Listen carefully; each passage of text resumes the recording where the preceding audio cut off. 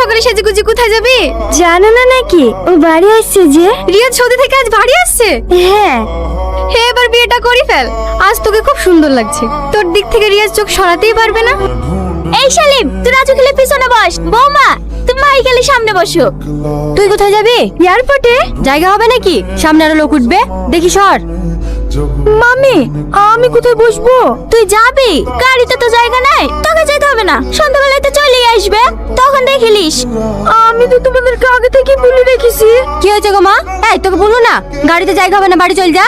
কাদের সাথে কি ব্যবহার করতে সেই শিক্ষাটুকু দেয়নি বাপ মায়ে। তোর সাথে বসে ওই প্রধানের মেয়ে যাবে? তোরা যে আমাদের কুটুম, সেই পরিচয় দিতে এখন ঘৃণা লাগে। যাও মা বাড়ি যাও, ফালতু এই ভিখারিদের সাথে বকি লাভ নাই। কি হলো মধু? তুই না? কি হয়েছে মধু? রিয়াজ আছে বাড়ি আসছে না নাকি? মা, আমরা নাকি ছোট লোক। মামি আর ভাবি বলছে আমাকে গাড়ি থেকে নিয়ে গেলে নাকি ওদের মান সম্মানের ক্ষতি হবে, তার লেগে আমাকে নিয়ে গেল না। তোকে এত বড় কথা বলেছে? দাঁড়া আমি যাচ্ছি। বাবা তুমি যাবে না? কেন যাব না? ওরা যখন খেতে পাচ্ছিল না তোর বাপ টাকা দিয়ে বিদেশ পাঠিয়েছে, আর এখন তোর টাকা হয়েছে বলে আমার মেয়েকে অপমান করবে? তুমি আমার মাথায় হাত দিয়ে বলো এলে কোনো ঝামেলা করবে না।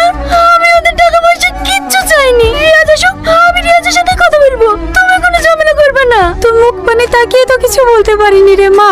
আমাদের গ্রামের থেকে তো ওখানে গরম বেশি, তাই না? হ্যাঁ। কি হয়েছিল তোর? কারোর সাথে ঠিক মতো কথা বলছিনি। গাড়ি তোটার পর থেকে দেখছি মন খারাপ করে বসে আছি। কি হতো ভাবছি? কিছু না। কি হয়েছে বল। ভাবি তুই না আসলো না কেন? ওর কথা মুখে নিয়ে আসিসনি। ও আর আগের মতো আছে নাকি? 4-5টা ছেলের সাথে প্রেম করা, তাদের গেলে সিনেমা দেখতে যাওয়া। সেদিন কি হয়েছিল জানিস? একটা ছেলের সাথে বাইকে করে ঘুরছিল। মার দিকে খারাপ লাগবে না? ছোটবেলা থেকে তোর সাথে বিয়ের কথা হয়ে আছে, এই কথা তুই না আমাকে বলতে গেছে। আর তুই মা বিড়িতে মুখে যা আসলো তাই বললো। সেই থেকে তো মা ওদের সাথে ঠিক মতো কথা বলে না। হ্যাঁ, এতদিন পর দেশে ফিরলেন, কেমন লাগছে তাই বলেন। হে এলেন ভাই, বাবুকে আপনার জন্য এই চাদরটা নিয়ে আসতে বলেছিলাম। খুব সুন্দর। ভাবছি বুড়ির সাথে বিয়েটা দেওয়ার পরে রিয়াজকে বাজারে একটা দোকান করে দেবো, ব্যবসা করবে। জামাইকে আর বিদেশে পাঠাতে হবে না বোন। আমার আর ইচ্ছা নেই বাবুকে বিদেশে পাঠানোর। বাবু চলে গেলে বাড়ি একেবারে খালি খালি লাগে। ভালো আছো ভাবি? হ্যাঁ, এত অপমান করার পরে চলিস। এই লাগুন, বাবু খুব পায়েস খেতে ভালোবাসে তো, তুই না বাবুর লেগে একটু পায়েস রান্না করেছে। এইসব আবার আসার কি দরকার ছিল? বাবু নাই নাকি? বন্ধুদের সাথে একটু পাড়া পানে গেল। তাহলে আজ উঠি বোন। কিছু বলবা ভাই?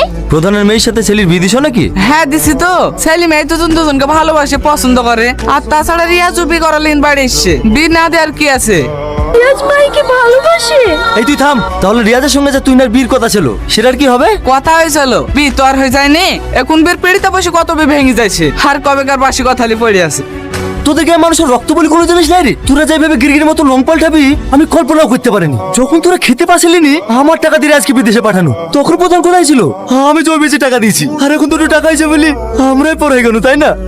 তখন গ্রামের সবাই বলেছিল টাকা দিয়েছো, রেস্টের বেটা পড়ে তো। মানুষের মুখের কথা বিশ্বাস করো না, কারো কথা তো শুনলে না। এবার দেখো, আপনাদের সাথে টাকালি ভাইকে বিদেশে পাঠিয়েছি বলে তো জোর দেখাচ্ছেন যে রিয়াজের সঙ্গে তুই না বিয়ে দিতে হবে। আপনার টাকা আমি এক্ষুনি ফেলে দিছি, তাহলে তো আর জোর দেখাতে পারবেন না। কি হয়েছে গো মা? এই তো তোকে বিদেশে পাঠানোর লেগে যে টাকাটা লিসু না, সেই টাকাটা লিয়া লেগে রাত দুপুরে এসে ঝামেলা করছে। সি জামাই সি, টাকা লাগবে আমাকে বলবেন। আপনার সাথে আমি 1 লাখ টাকা নিয়েছিলাম তো। দাঁড়ান, আপনি আমাকে 1 লাখ টাকা দিয়েছিলেন তো, সুদ সমেত 3 লাখ টাকা দিলাম। আরো লাগলে বলবেন। আমাকে ভিক্ষি দিছি? আরে তুই কি ভিক্ষি দিবি আমাকে? আমি তোকে ভিক্ষি দিয়েছি, আর আমার ভিক্ষির টাকা দিয়ে তুই এত বড় হয়েছি। তুই যদি কোটিপতি হয়ে যাস না, তাও আমি তোর ভিক্ষা নেবো না। চমা, তোদেরকে একটা কথা বলছি, কান খুলে শুনে রাখ। তোর ছেলে থেকে বড় লোক বাড়িতে যদি আমার মেয়ের বিনা দিতে পারি, তোর যদি মাথায় করিলে আমি গোটা গ্রাম ঘুরবো। তোর বাড়িতে দাঁড়িয়ে কথা দি কেন? এই খিরা